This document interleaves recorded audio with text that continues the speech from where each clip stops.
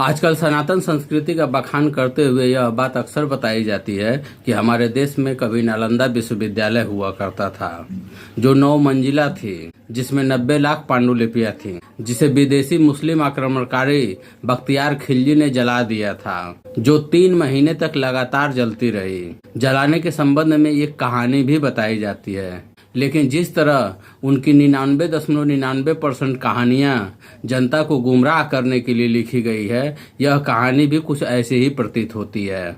ये दावा ये भी करते हैं कि नालंदा विश्वविद्यालय में हम भी पढ़ाया करते थे, लेकिन नालंदा के बारे में विस्तार से अध्ययन करने पर कुछ सवाल खड़े होते हैं, जो आपके समक्ष हम रखना चाहते हैं।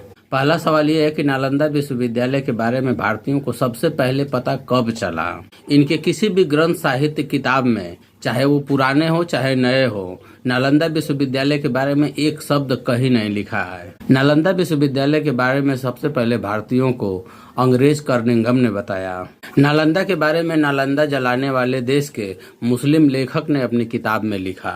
नालंदा के बारे में बुद्धिस्टों ने बताया। नालंदा के बारे में तिब्बती ग्रंथों ने बताया। कैसे जली, किसने जलाया, क्यों जलाया, इसके बारे में तिब्बती ग्रंथों में डिटेल में लिखा हुआ है। उसके बारे में हम बाद में बात करेंगे। अभी नालंदा को लेकर के कुछ सवाल खड़े हो रहे हैं, हम उसी पे चर्चा करना चाहेंगे।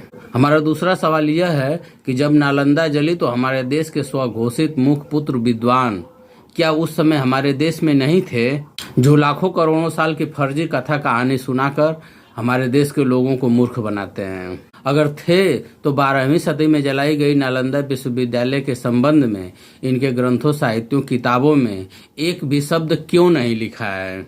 कहीं ऐसा तो नहीं कि नालंदा जलाने के षड्यंत्र में ये खुद शामिल थे?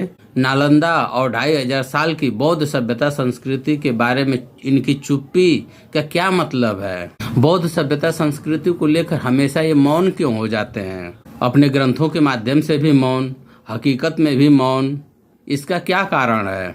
या ये मान लिया जाए कि ये स्वघोषित मुख्य पुत्र विद्वान नालंदा विश्वविद्यालय जलने के बाद भारत में आए? क्या सही है? कमेंट में अपनी राय जरूर दीजिए।